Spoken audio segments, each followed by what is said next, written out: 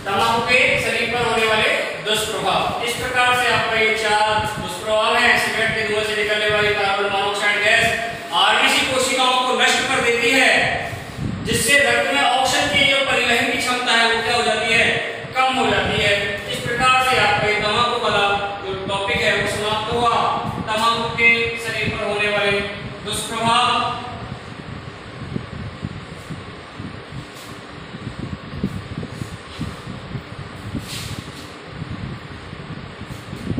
इसके बाद जो अगला नेक्स्ट जो तीसरा जो नशीले पदार्थ है उसमें आता है एल्कोहल या मदिरा।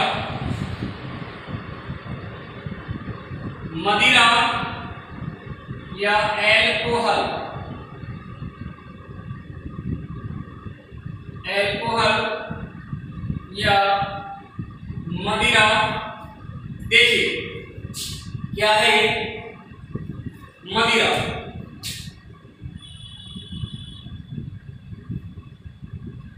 मदिरा के निर्माण की अनेकों विधियां हैं, कई तरह से इसे बनाया जाता है, लेकिन मुख्य रूप से इसमें जो नशीला पदार्थ होता है वो होता है एथिल एल्कोहल C2H5OH।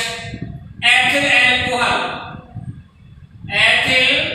एल्कोहल। ये इसमें मुख्यतः नशीला पदार्थ होता है।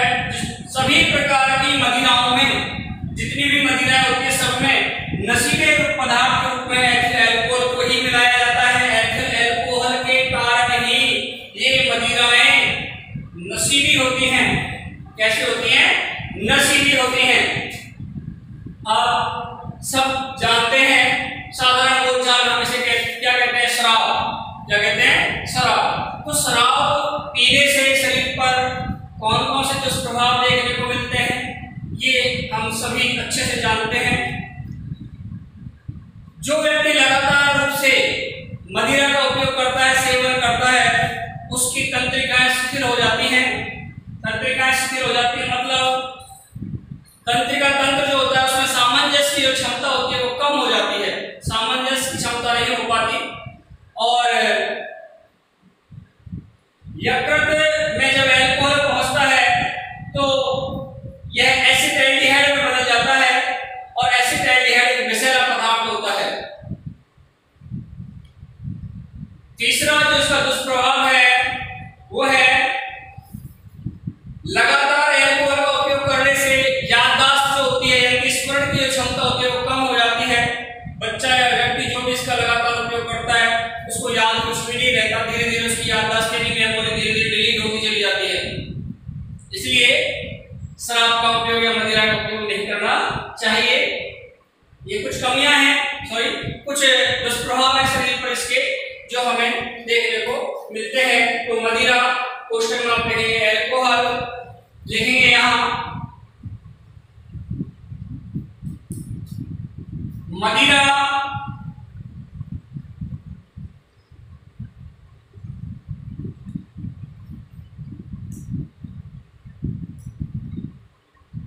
में नशीले पदार्थ के रूप में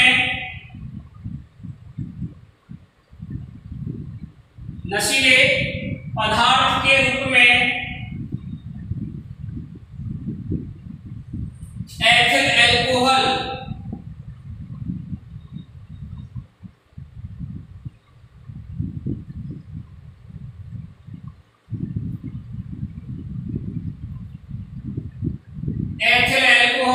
C2H5OH मदिरा में नशीले पदार्थ के रूप में एथिल एल्कोहल को मिलाया जाता है,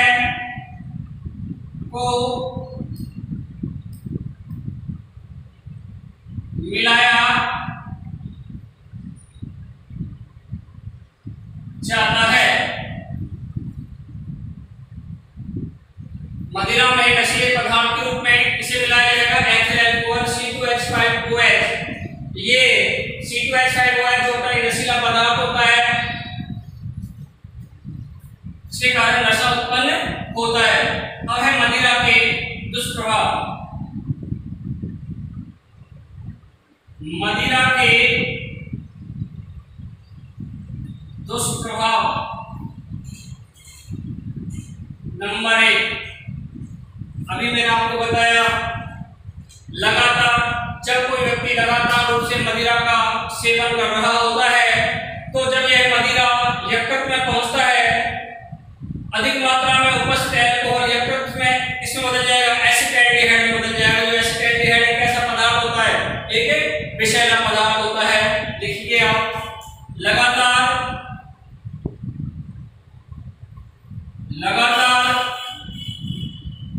मदिरा का सेवन करने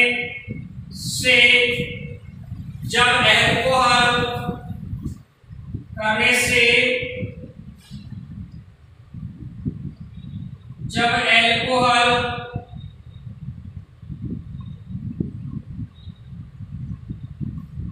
लगातार मदिरा का सेवन करने से जब अल्कोहल की अधिक मात्रा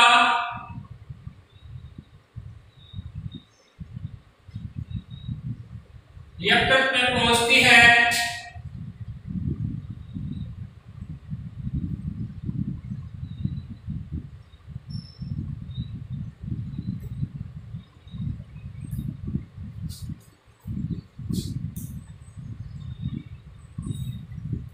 तो यह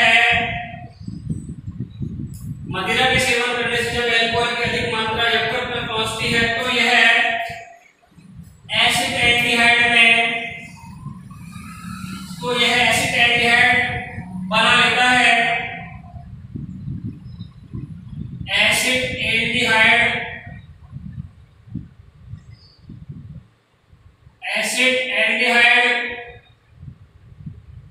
बना लेता है। तो यह एसिटाल्डिहाइड बना लेता है, जो विषैला पदार्थ होता है, जो विषैला पदार्थ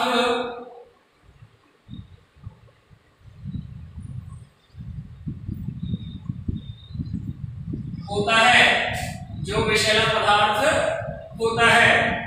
नंबर 2, आपको भी बता रहा था मैं, लगातार रूप से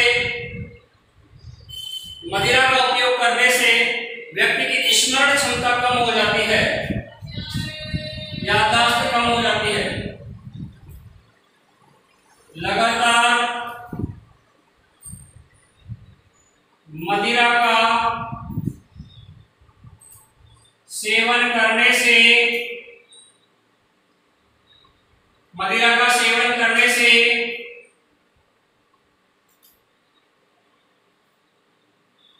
व्यक्ति की स्मरण क्षमता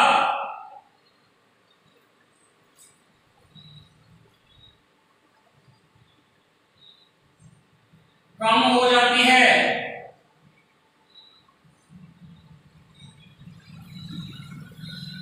लगातार मदिरा का सेवन करने से व्यक्ति की स्मरण क्षमता कम हो जाती है, मतलब उसकी याददाश्त कम हो जाती है, और तंत्रिका तंत्र भी प्रभावित होता है। और तंत्रिका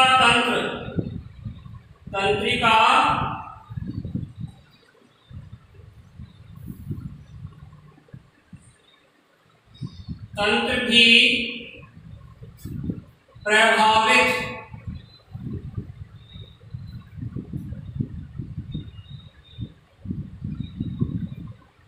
होता है। तंत्रिका तंत्र भी प्रभावित होता है। तीसरा दुष्प्रभाव क्या है? व्यक्ति के शरीर का सामंजस्य और नियंत्रण कमजोर हो जाता है और उसके कार्य करने की क्षमता है वो कम हो जाती है।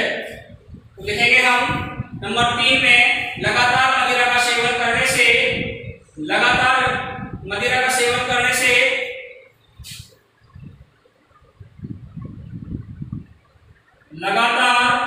मदिरा या अल्कोहल एक ही बात है का सेवन करने से, सेवन करने से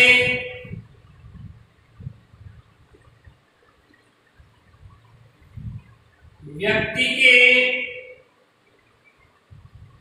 शरीर की कार्य क्षमता,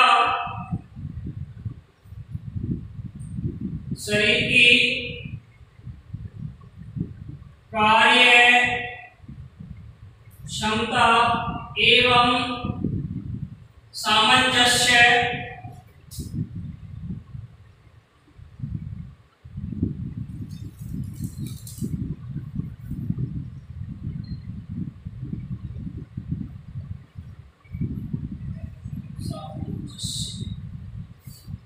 कार्य क्षमता एवं सामंजस्य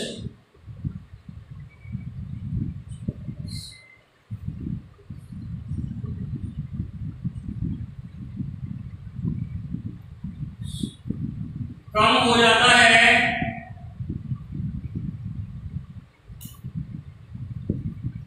कार्य क्षमता एवं सामंजस्य कम हो जाता है और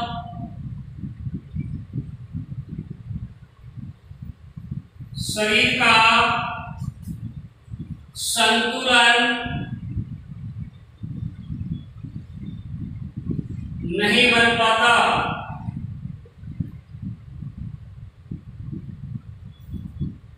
कार्य क्षमता एवं सामंजस्य कम हो जाता है और शरीर का संतुलन नहीं बन पाता।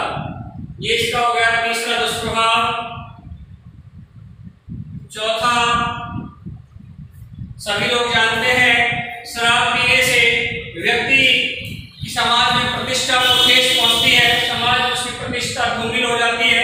ऐसे व्यक्ति को समाज में गंदी नजर से देखा जाता है। तो जो चौथा जो इसका दुष्प्रभाव होगा वो यही है, शराबी व्यक्ति या मदिरा का उपयोग करने वाला, अल्कोहल का उपयोग करने वाला जो व्यक्ति होता है वो सामाजिक रूप से एक बुराई है, समाज में उसे बुरी नजर से देखा जाता है। तो ये देख सकते हैं हम, यह अल्कोहल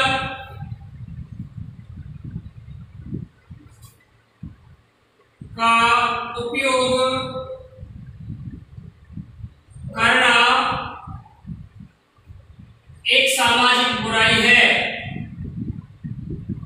उपयोग करना एक सामाजिक बुराई है, एक सामाजिक बुराई है। अल्कोहल का उपयोग करना एक सामाजिक बुराई है। जो व्यक्ति लगातार उसे शराब पी रहा है, ये तो है नहीं कि उसके पास कोई इनकम का स्रोत नहीं है, तो लगातार शराब का उपयोग कर रहा है, पी रहा है, अल्कोहल पी रहा है, तो निश्चित तौर पर वो आर्थिक तंगी से जूझेगा, आर्थिक तंगी उसे घेर लेगी। ऐसी स्थिति में उसे या तो अपना घर बेचना पड़ेगा या अपने मकान को या अपने खेत बाड़ी जो भी कुछ है उसे बेचकर उसे शराब पीनी पड़ेगी। तो ऐसा व्यक्ति आर्थिक रूप से तंग रहता है। तो शराबी या अल्कोहल का उपयोग करने वाले व्यक्ति या लिखिए मदिरा के उपयोग करने वाले व्यक्ति, मदिरा के उपयोग करने वाले व्यक्ति आर्थिक रूप से तंग होते हैं। मदिरा के उपयोग करने वाले व्यक्ति, मदिरा का उपयोग करने वाले व्यक्ति आर्थिक रूप से तंग होते हैं। ये इसके कुछ दुष्प्रभाव हैं जो हमें जानने हैं। ये हुआ आपका मदिरा का उपयोग करने के दुष्प्रभाव। मदिरा क्या है, इसमें पाए जाने वाले एल्कलॉइड या ये कहेंगे उसमें एथिलीन नशीला जो पदार्थ हो एथिलीन अल्कोहल होता है। ठीक है, जो अगला है नेक्स्ट टॉपिक है आपका इसमें वो है चौथे प्रकार से जो है नशीला पदार्थ है वो है अफीम। अफीम बहुत ही अच्छा टॉपिक है अफीम नशीले पदार्थों के रूप में। ज्यादा करके बोर्ड एग्जाम में इससे क्वेश्चन पुटअप होता है, पूछा जाता है। आपको भी अच्छे से समझना है कि अफीम के कितने अफीम जो है वो किस प्रकार से नशीले पदार्थ के रूप में है, उसकी कौन कौन सी ऐसी बुराइयां हैं जो एक नशीले पदार्थ के रूप में उसे रखा गया है। तो देखिएगा नेक्स्ट अगला चौथा जो आपका नशीले पदार्थ है उनमें आता है अफीम।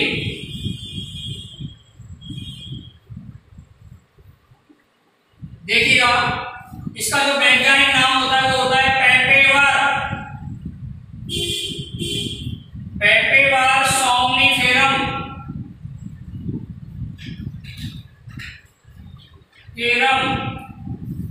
पेपेवर सोमनिफेरम, ये वैज्ञानिक या वानस्पतिक नाम होता है अफीम का, पेपेवर सोमनिफेरम ये इसका वैज्ञानिक नाम है। अफीम से टोटल 30 प्रकार के एल्केलाइड प्राप्त होते हैं। एल्केलाइड प्राप्त होते हैं कितने प्रकार के? 30 प्रकार के एल्केलाइड हैं जो इससे प्राप्त होते हैं।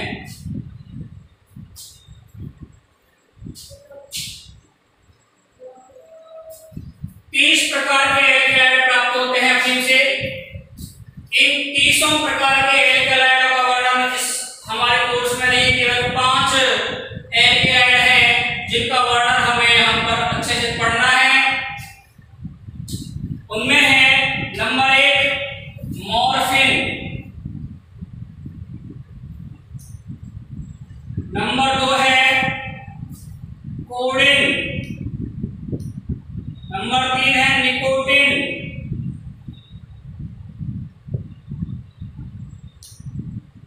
चौथा है पेपेवरिन और चौथा मतलब 5वां है सोमनिफेरिन।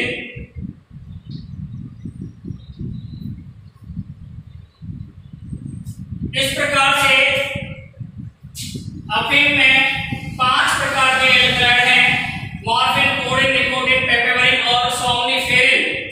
और सोमनिफेरिन ये 5 प्रकार से एल्केलाइडों का वर्णन हमको करना है, मतलब 5 एल्केलाइडों के बारे में बताना है। वैसे टोटल इससे 30 प्रकार के एल्केलाइड निकलते हैं, केवल हमारी किताब में 5 एल्केलाइड के बारे में बता रखा है जो मुख्यतः हैं मॉर्फिन, कोडीन, निकोटीन, पेपेवरिन और सोमनिफेरिन। ये 5 एल्केलाइड हैं जो इंपॉर्टेंट है, महत्वपूर्ण है। इनमें मॉर्फिन और कोडीन जो होते हैं, ये दोनों मॉर्फिन और कोडीन ये वो एल्केलाइड हैं जिनका उपयोग दर्द निवारक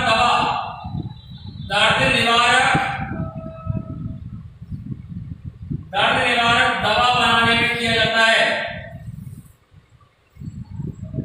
जितनी भी पेन किलर्स हैं, जितनी भी दर्द निवारक टैबलेट्स हैं, दवाएं हैं, वो सब मॉर्फिन और कोडीन के द्वारा ही बनती हैं। जो अफीम के एल्केलाइड है मॉर्फिन और कोडीन, उससे उनको बनाया जाता है।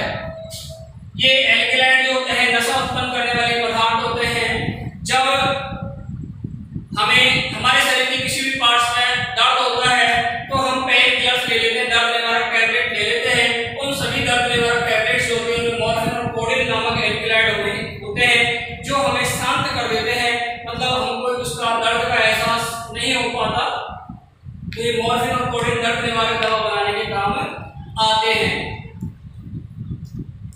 पश्चिमी राजस्थान में आज भी एक प्रथा है, जब वहां कोई रिलेटिव पहुंचता है, कोई गेस्ट पहुंचता है, कोई रिश्तेदार आता है, तो वहां अफीम से उनकी मनोहार की जाती है, मतलब आप भगत की जाती है।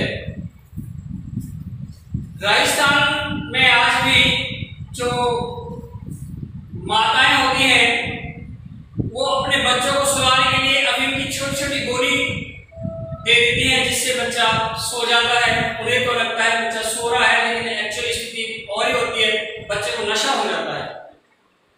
जब बच्चा ज्यादा परेशान करता है तो माँ उसे छोटी सी गोली अफीम की बना कर दे देती है। वो सोचती है कि सो जाएगा गोली से, वो नशे में हो जाता है। ये एक बुराई वाली प्रथा है, एक बुराई की प्रथा मानी जाती है, क्योंकि इसकी जब आदत हो जाती है कि बच्चा जब बड़ा होता है तो वो इसका आदी हो जाता है। तो अफीम किस पौधे से प्राप्त होता है? पेपियोनिस सोम्निफेरम, ये इसका वैज्ञानिक नाम है। इस अफीम से 30 प्रकार के एल्कलॉइड होते हैं, जिनमें मॉर्फिन, कोडीन, निकोटीन, पेपियोनिन और सोम्निफेरम प्रमुखतः हैं। मतलब ये 5 एल्कलॉइड मुख्य हैं।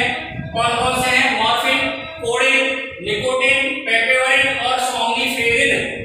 इनमें से मॉर्फिन और कोडीन तो ऐसे एल्कलॉइड हैं जिनका उपयोग हम दर्द निवारक दवा बनाने में किया जाता है। तो देखें, आप लिखेंगे अफीम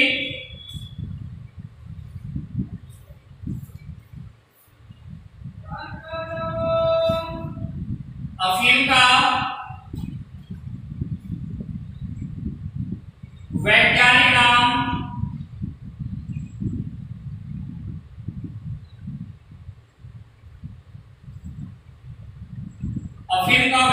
नाम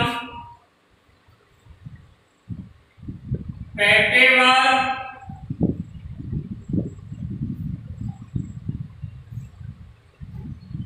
सोम्निफेरम।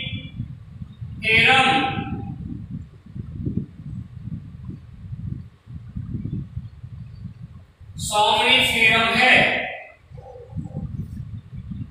क्या है? अफीम का वैज्ञानिक नाम पेपेवर सोम्निफेरम है। इससे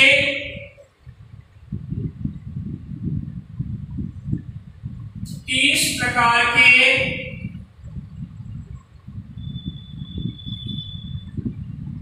एल्केलाइड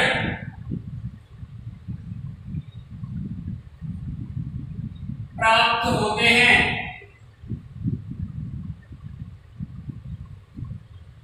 जिनमें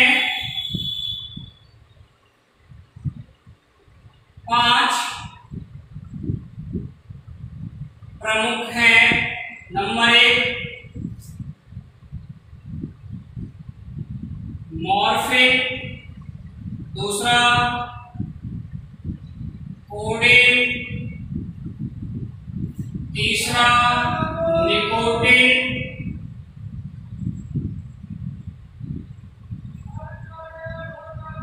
चौथा पेपेवरिन,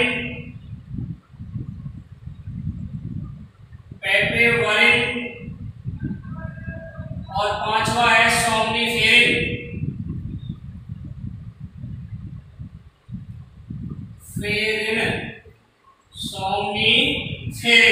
ये 5 प्रकार के एल्कलॉइड इसमें प्रमुख हैं।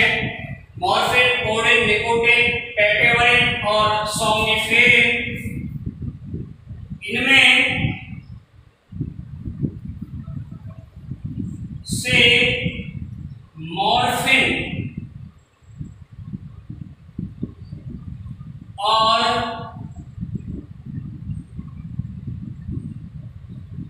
कोडीन, इनमें से मॉर्फिन और कोडीन का उपयोग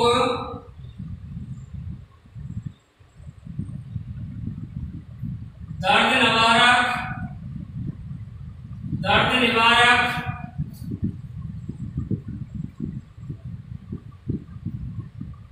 दवा बनाने में